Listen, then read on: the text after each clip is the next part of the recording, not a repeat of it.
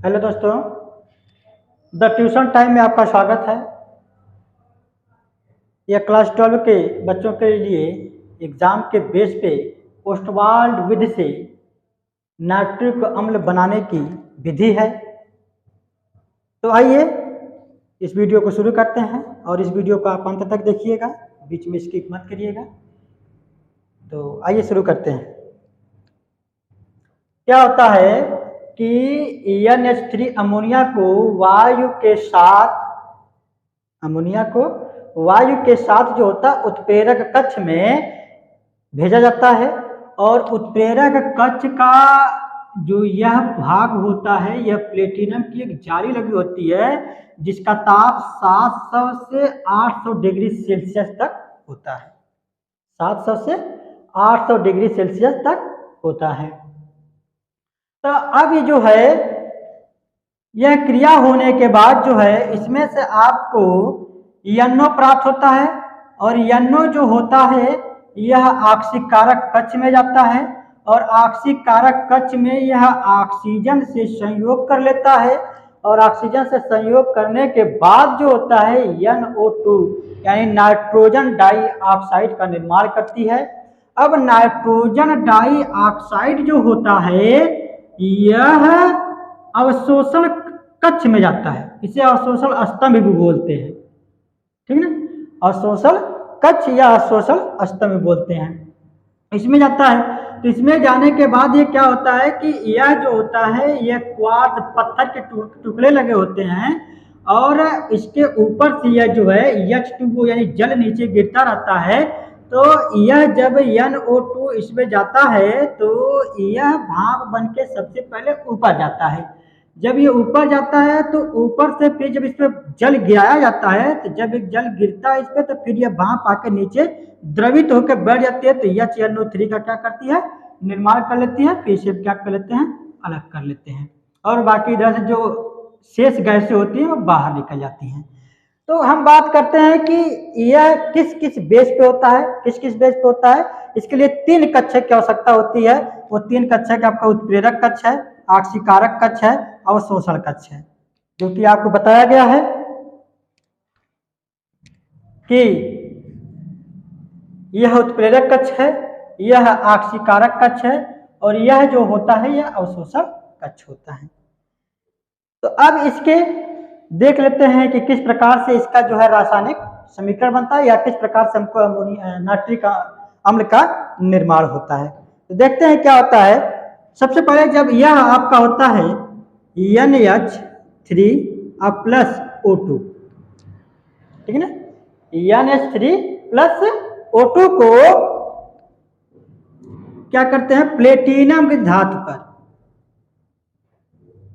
और 700 से 800 degree Celsius ताप पर इसको क्या किया जाता है, गर्म किया जाता है।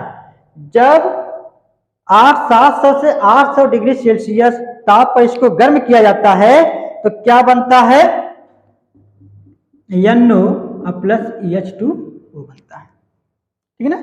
तो अब देखते हैं कि क्या यह जो हमारा समीकरण संतुलित है। अगर संतुलित है तो ठीक है, नहीं संतुलित है तो इसको हम संतुलित कर लेते हैं। तो हम देख रहे हैं कि नाइट्रोजन यहाँ पर 1 है, यहाँ भी नाइट्रोजन 1 है, यहाँ हाइड्रोजन 3 है, यहाँ हाइड्रोजन 2 है, यहाँ ऑक्सीजन 2 है और यहाँ ऑक्सीजन भी 2 है। तो हम क्या कर रहे हैं कि इसको जो है यहाँ 4 लिख देते हैं और ऑक्सीजन पे क्या लिख देते हैं, 5 लिख देते हैं। तो अब क्या हो जाता है, 4N हो जाएगा। तो यहाँ पर भी NO है तो यहाँ पर भी 4 हो जाएगा और हाइड्रोजन कितना हो जा रहा है, 4 3 12 हाइड्रोजन हो रहा है और यहाँ पर 2 है, यहाँ पर 6 हो जाएगा। तो अब ये क्या हो जाता है, संतुलित हो जाता है। तो इसमें देखिए जो ये NO है, NO जो है यह आपका जो है इसमें बनता है उत्प्रेरक कक्ष में, NO उत्प्रेरक कक्ष में बनता है। अब यही NO जो है, यही NO जो है यह जाता है ऑक्सीकारक कक्ष में। तो ऑक्सीकारक कक्ष में जाने के बाद यह ऑक्सीजन से क्रिया कर लेता है। जब ऑक्सीजन से यह क्रिया कर लेता है तो क्या बना लेता है, 2NO। क्या बना लेता है, 2NO। तो 2NO हो जाएगा, 2NO2 हो जाएगा, सॉरी 2NO2। तो अब देख लेते हैं यहाँ पर क्या हो जाएगा, 2 कर देंगे तो नाइट्रोजन भी आपकी संतुलित हो जाएगी। फिर NO2 जो है इसमें जाता है तो इसमें जल से क्रिया कर लेता है, तो 2NO2 किसके साथ, जल के साथ जब क्रिया करेगा तब क्या बना लेगा, HNO3 बनाएगा प्लस HNO2 बनाएगा, ठीक है ना। HNO3 बना लेगा और HNO2 बना लेगा। तो अब देखिए यह NO2 है, H2O है, इस समीकरण को हम संतुलित करते हैं। समीकरण को संतुलित करने के लिए आपको क्या देखना पड़ेगा, इसका देखिए कितना नाइट्रोजन है, नाइट्रोजन यहाँ 1 है, यहाँ पर नाइट्रोजन 2 है, मतलब हमको यहाँ 2 चाहिए, ठीक। अब ऑक्सीजन देखिए कितना है, ऑक्सीजन यहाँ 2 दूनी 4 1 5 है, यहाँ पर 3 2 5 है, सही है। हाइड्रोजन देखिए, हाइड्रोजन यहाँ पर 2 है, यहाँ पर भी हाइड्रोजन 2 है, इसका मतलब ये क्या हो गया, हमारा संतुलित हो गया, ठीक है ना। अब लेकिन इसमें से यह इसका विघटन होता है, जब यह विघटन होता है तो HNO2 जो है, HNO2 जो है वह अपघटित होता है, तो अपघटित होने के बाद वो क्या कर लेता है, HNO3 plus 2NO plus H2O में क्या कर लेता है, डिवाइड रहता है, तो ये हमको क्या मिल जाता है, नाइट्रिक अम्ल।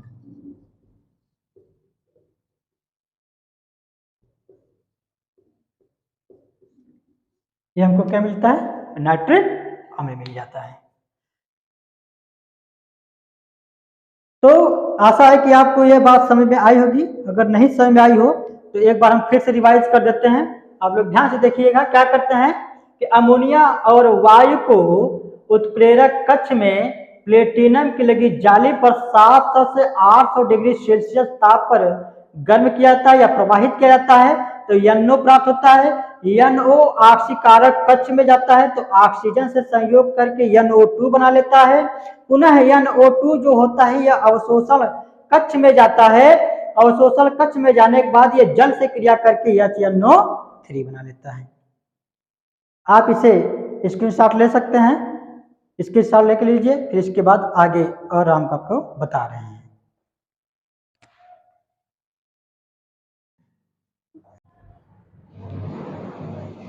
आशा है आप लोग इसे स्क्रीनशॉट ले लिए होंगे। चलिए अब आगे बढ़ते हैं। आगे इसका भौतिक गुण आता है। भौतिक गुण क्या होता है कि शुद्ध अवस्था में यह रंगहीन, तीव्र गंधहीन गैस होती है।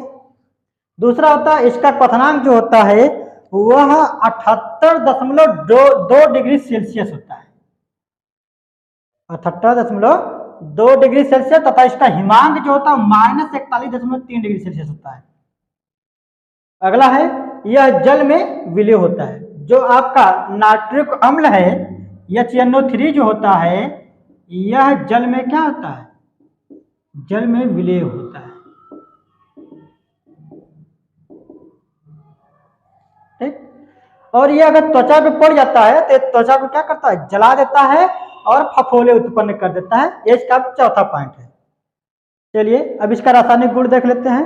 रासायनिक गुण में यह पहले इसकी क्रिया अम्लीय प्रवृत्ति होती है कि अम्लीय प्रवृत्ति में क्या होता है कि जब प्रबल एक क्षारकीय अम्ल यह क्षारों के साथ क्रिया करके नाइट्रेट लवण बनाता है, तो HNO3 जो है वह जल के साथ अगर क्रिया कर रहा है तो NO2 माइनस यानी नाइट्रेट आयन, NO2 माइनस को बोलते हैं नाइट्रेट आयन,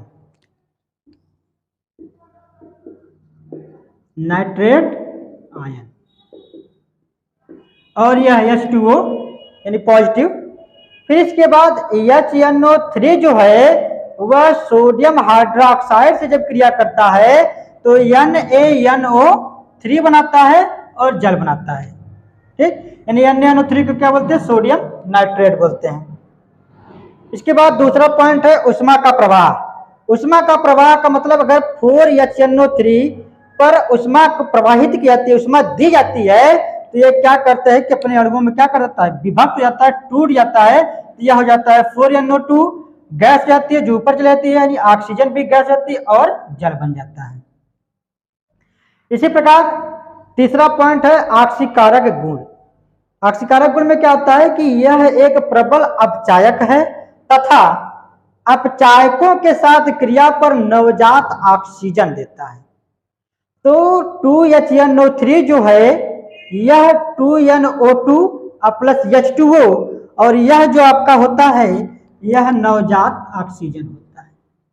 ये क्या होता है, नवजात ऑक्सीजन होता है।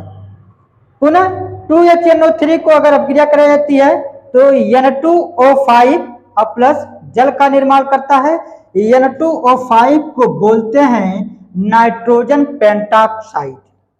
क्या बोलते हैं, नाइट्रोजन पेंटाक्साइड।